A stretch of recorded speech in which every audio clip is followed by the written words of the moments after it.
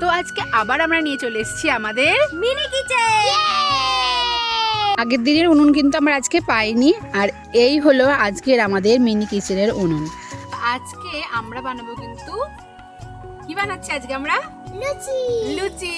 তো লুচিতে প্রথমে একটুখানি অল্প করে নুন দিয়ে দিলাম, আর অল্প করে একটুখানি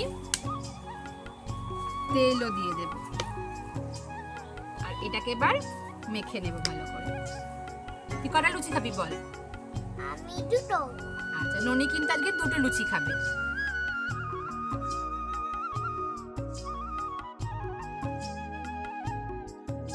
মিনি কিচেন কিন্তু আমরা নিয়ে এসেছি একটা এত বড় সাইজের আলু, পুরো ননির মুখের মতো। তো এটাকে এবার কাটবো।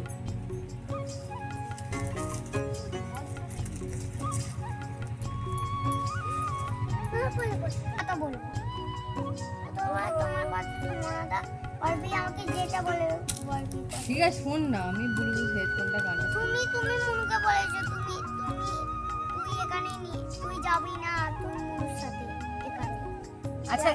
আচ্ছা এখানে তো আমরা রান্না করছি, তুমি কি একটা ছোট্ট করে কবিতার একটুখানি অংশটা শোনাবে, যতটা তোমার মুখস্থ হয়েছে? যত পর্যন্ত তোমার মুখস্থ শোনাও। তো এখন ননি একটা আমাদের আবৃত্তি ছোট করে শিখেছে, এখন পুরোটা শেখেনি, সেটাই ননি এখন বলবে। না, বলতে শুরু করে, জোরে জোরে বলবে। হ্যাঁ, ওদিকে তাকিয়ে মনে করো জানো বিদেশ ঘুরে মাকে নিয়ে যাচ্ছি অনেক দূরে, তুমি যাচ্ছ পালকিতে মাছরে, দরজা দুটো একটুকু ফাঁক করে, আমি যাচ্ছি রাঙা ঘোড়ার পরে, টকবকিয়ে তোমার পাশে পাশে, রাস্তায় থেকে ঘোড়ার পুড়ে পুড়ে রাঙা ধুলোয় মেয়ে কুড়ে আছে, সন্ধে হলো সূর্য নামে পাটে, এলিম যেন জোড়া দিঘির মাঠে, ঘুরু করে যে পানে যাই, কোনো কানে জনম মানব নাই, তুমি জানো আপন মনে তাই, ভয় পেয়েছো ভাবছো এলিম কোথায়, আমি বলছি ভয় পেও না মাগো, ওই দেখা যায় মোরা নদীর সোতা। তারপরে চুল কাটাতে ওই পর্যন্ত। আচ্ছা ঠিক আছে, ও এতটাই শোনাবে। ননির কবিতা শুনতে শুনতে অনেকটাই সময় পেরিয়ে গেল, আমাদের সমস্ত আলু কাটাগুলো হয়ে গেছে। এরপর কিন্তু আমরা এই আলুর চচ্চড়িটা বানাবো। আজকে ভেবেছি আমি সাদা আলুর চচ্চড়ি বানাবো, সেই জন্য একটু সাদা তেল কড়াইতে দিয়ে দিলাম, আর তারপর কিন্তু একটু লঙ্কা আর 5 ফোড়নও দিয়ে দিলাম। আর এটা দেওয়ার পরেই কিন্তু আমরা আলুগুলোকেও দিয়ে নেব। আলুগুলোকে দিয়ে একটু হালকা করে ভাজা করে নেব। আজকে যেহেতু আমরা সেই আগের দিনের উনুনটা পাইনি, আজকে রান্না করতে কিন্তু বেশ অসুবিধে হচ্ছিল। এরপর একটু লবণ দিয়ে দিলাম, যতটা স্বাদ লাগবে ততটাই দিলাম।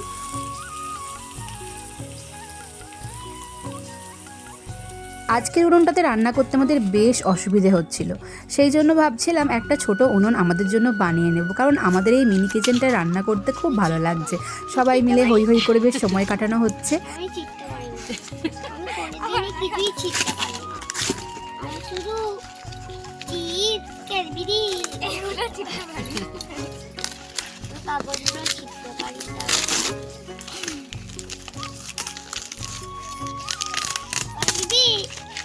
আর একটু বেশি আগুন দাও, তাহলে আর একটু কম হয়ে যাবে, নাহলে আর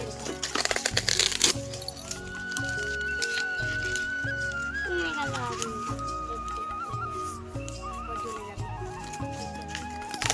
সমস্যার সম্মুখীন হতে হতেও আমাদের তরকারি কিন্তু এখানে প্রায় হতেই এসেছে, জল ফুটতে শুরু করে দিয়েছে, আর কিছুক্ষণের মধ্যে কিন্তু তরকারি একদম রেডি হয়ে গেল।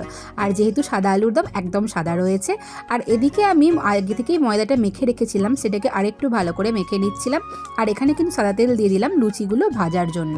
আর এই লুচিগুলো এতটাই ছোট ছোট হয়েছিল, মানে এটাগুলোকে বেলতেও ভীষণ অসুবিধে হচ্ছিল। আর যেহেতু একদম ছোট্ট একটা বেলন চাকি দিয়ে বেলছিলাম, সেই জন্য আরোই বেশি মজা লাগছিল।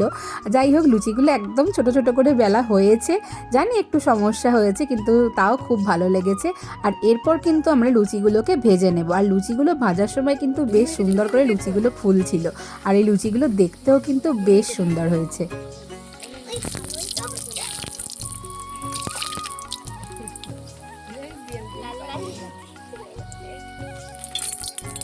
তো ওদিকে তরকারি তো হয়েই গিয়েছিল, আর এদিকে কিন্তু আমাদের লুচি ভাজাও পুরোপুরি কমপ্লিট হয়ে গেল। এবার আমরা সবাই মিলে কিন্তু খেতে বসবো। আর আজকে নিয়ে এসেছি এই কলা পাতাগুলো। এখানে খাওয়াটা সব থেকে বড় ব্যাপার নয়, বড় ব্যাপার হলো এই আনন্দ করাটাই। আর আমাদের আজকে প্রচণ্ড মজা হয়েছে। আচ্ছা, তোমাদের আমাদের এই মিনি কিচেনের রান্নাগুলো দেখতে কেমন লাগছে অবশ্যই কিন্তু কমেন্ট করে জানিও। আজকের মতন এখানেই শেষ করছি, আবার দেখা হবে নতুন কোনো একটা ভিডিওতে। আর আমরা কিন্তু সবাই এখানে ভীষণ আনন্দ করে এই লুচিগুলো খাচ্ছিলাম, আর ননি তো খুবই খুশি হয়েছে। আর তোমাদের কেমন লাগলো কমেন্টে জানাও।